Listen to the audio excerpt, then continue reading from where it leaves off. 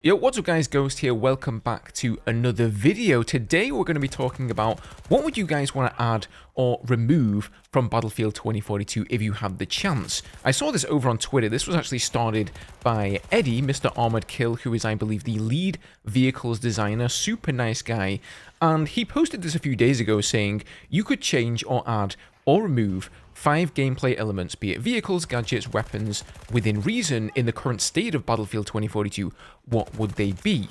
Now, first of all, I find it interesting that he's even asking this question. Maybe he is just taking notes for the next game, but with the next game set to release later on next year, well, I would have assumed that that game is pretty much set in stone, right? Everything has been decided for it, and now they're just working. I mean, who am I kidding? This is DICE and EA. Maybe they haven't even started making the next game yet. No, I mean, hopefully they've already decided upon most of these decisions. So maybe after update 7.2, which I believe should be coming next week or the week after that, we are going to get some more content, and perhaps that's why Eddie is asking the question. So we're going to get into all of that in a second here. As always, guys, if you enjoy the content, don't forget to hit up the subscribe button. We are going to be covering, as I mentioned, update 7.2 whenever that releases, and then Battlefield beyond that. I'm also going to be posting some other stuff on the channel. I've been dipping my feet a little bit into Grey Zone Warfare and some other games, so by all means, if you guys have any requests of things that you think I should play and that I should check out, leave those down below. Join the Discord, come and have a chat to me over on Twitter. And as always, guys, just a massive thank you for the continued support on the channel. I know that content is kind of getting dry towards the end of the game's life cycle, but we're going to push through and hopefully make it until the next game. So I figured I would break this down into 3 different categories here. We've got the category of things that personally I would remove from Battlefield 2042. Then we're going to have what things I would like to add, and then finally things that already exist in the game, but they are in drastic need of fixing up. And since my list of things that need to be removed from the game is quite lengthy, what I'll probably do is make a separate video going over what I want to see added to Battlefield 2042 or changed about it. But let's get started here with what I would remove. So the first thing on my remove list is going to be armor plates. Armor plates just really kind of screw with your muscle memory, right? If you've played Battlefield 2042 for any amount of time, you'll realize that the netcode isn't really that great, and a lot of the time you will get the kill notification long after you've stopped firing at somebody and you've maybe even switched over to the next target. And really, getting good at the game kind of comes down to that muscle memory of knowing how many rounds does it take to kill somebody. As soon as you slap armor plates in there, you have no way of knowing if that person has armor plates, and it can really throw you off. Aside from that, I just don't personally feel like it adds anything to the game, so I would like to see those removed, at least in the next game. Mackay's grappling hook and the wingsuit. This is probably going to be a bit of a divisive one here, but I feel like these 2 gadgets really screw with the map design. It's just so difficult to design a map around specialists who don't have these abilities, or let's say characters, classes, whatever, who don't have these abilities when you have 2 people who do. Also, the whole thing of Sundance being able to just wingsuit straight in there, get behind the tank, drop C5. It's just a dynamic in Battlefield that's never existed before, and I think it adds to the overall unpredictability. And in a game like Battlefield 2042, there is already plenty of unpredictable things happening, tons of angles that you're being shot from, you're getting grenades thrown at you, there's just explosives, there's, XM370 launchers that just explode when you're behind cover, and all these kind of, not unexplainable things, but surprising deaths, I suppose. And I just feel like a Mackay grappling to some obscure part of the map, or a Sundance wingsuiting behind you just sort of adds to that feeling of helplessness.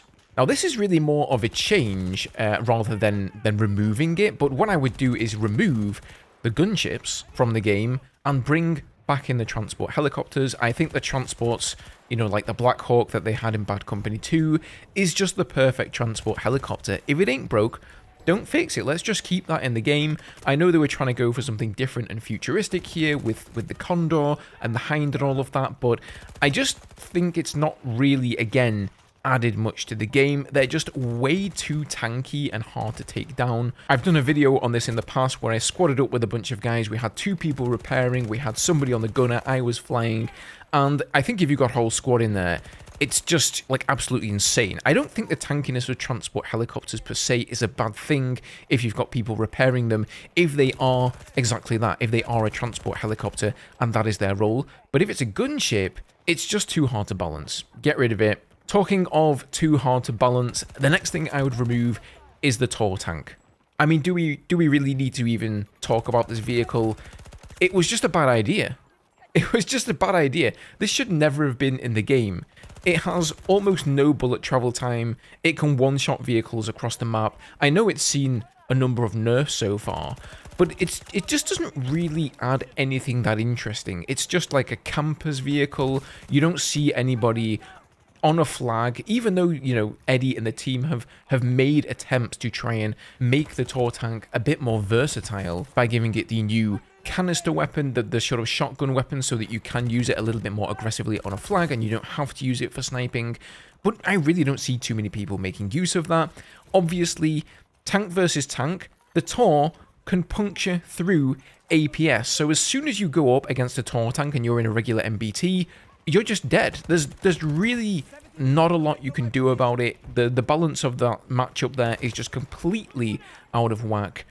So yeah, that's that. Get rid of the Tor tank. I would also remove the Lissile from the game and instead add them to the attack chopper's gunner seat. The gunner seat has always been in Battlefield games the one sort of role where you get the TV missile. Having everybody with TVs is just bananas. It's so easy to take out air vehicles, and I know, again, this is probably going to be somewhat divisive, and a lot of you guys will disagree with me here, but it is, man. Like, once you get decent with the Lissiles, it's not hard to take out air vehicles. They definitely should keep the SRAW in the game, however. I think that should be the infantry launcher of choice that is anti-air vehicle, and we're going to cover that a little bit more in the fixes section. Next up is to remove Boris's sentry turret and the Rangers. Any kind of an AI turret that spams you across the map, spots you, same thing with the Ranger. They have so much health. It's just annoying, man. It's so frustrating to die to these things. Or not necessarily die directly from their fire, but because of them. Because they've spotted you, and maybe because you've wasted all your ammunition dumping it on a Ranger, and then an actual player appears around the corner and guns you down because you're mid-reload. They're just so annoying. I really don't understand why DICE added these things to the game. I don't understand why the Ranger is still as tanky as it is. It would be such an easy nerf to just, you know, cut its HP in half, man. Again, it's just one of those things. It doesn't really add anything to the game. It's not an interesting mechanic. It's just annoying. Next thing I would remove is Pyke and her wall hacks. Again, it's just kind of a cheesy mechanic. It further compounds the unpredictability of the battlefield. Nobody really accounts for the fact that there could be a Pyke around the corner who's wall hacked you or can see you through the smoke. And a lot of times when you die to a Pyke, it just doesn't feel fair. I think all of us were surprised when the initial announcement came out for Battlefield 2042. We saw Pyke, we saw the wall hack ability, we were like, what? They're putting wall hacks in the game? I mean, we've just recently been covering cheating on this channel, and it's pretty much in the game. I know they were looking for things that seem futuristic, but again, I just don't think it's very good for the gameplay. Explosive spam like the SPH launcher and just explosive spam in general, Sundance's scatter grenade, I feel like it should be toned down. They've kind of just been clutching at straws, I think, for content when it comes to both vehicles and gadgets, and so they've, you know, tried to put this, that, and the other, whatever seems cool into the game, but it's often come at the expense of balance and gameplay, especially now that they've started to implement more of these close quarter infantry maps. The explosive spam has really started to rear its ugly head. And this was the same thing in BF4, right? They put in the UCAV, and it's just kind of like a meme. It's just, you know, an annoying gadget. Nobody really uses it to actually win on the battlefield. And the last one here on my remove list, I know guys, this is a pretty long list, is radar missiles for jets. These are just, again, another really cheap thing. You can't flare them. If you fly at the enemy jet and you launch the radar missile at the last second, even if they hit flares, the radar missile will still hit them, it disables them, and then you can easily get on their tail because of their diminished mobility and take them out. It completely ruins dogfighting, and this is by no means new to Battlefield 2042, by the way. They were in Battlefield 4. I would have thought that DICE maybe learnt their lesson about radar missiles in that game, but apparently they didn't. Now, I don't mean to say, on the other hand, that everybody has to be some amazing dogfighter and you can only die honorably in a dogfight by using your cannons. Have heat-seeking missiles in the game, that's absolutely fine. Let's have lock-on missiles that are easy to use, but then they also have to be easy to counter. And radar missiles are basically impossible to counter. In fact, most of the times I'm in a dogfight, I will actually preemptively flare just in case the other guy has radar missiles, which then a lot of the time causes me to waste my flares and then die to another lock-on later on in the dogfight. So that's my little list of things that I would remove from Battlefield 2042. I would love it if you guys would comment down below and let me know what you guys would remove from the game. And then, as I say, in a future video, we'll be going over everything that I would like to see added to Battlefield 2042 and indeed the next Battlefield game, or maybe even just kept in the game but changed quite significantly. As always guys, if you enjoyed the video, hit the subscribe button, hit the like button below, have a good one, and I'll see you in the next video.